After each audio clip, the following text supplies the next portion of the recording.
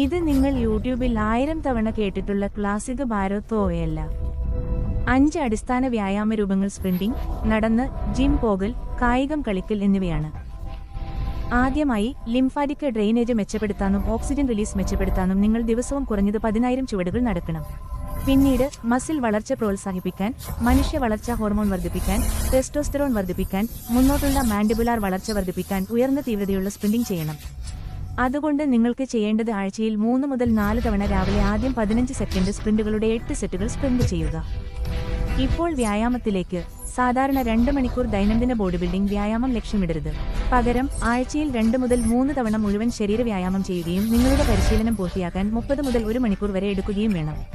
ഇത് വേഗത്തിൽ, കാര്യക്ഷമമായി, എന്നാൽ ഉയർന്ന തീവ്രതയുള്ളതും ഓരോ സെറ്റിലും പരാജയത്തിലേക്ക് കൊണ്ടുവരുന്നതുമായിരിക്കണം.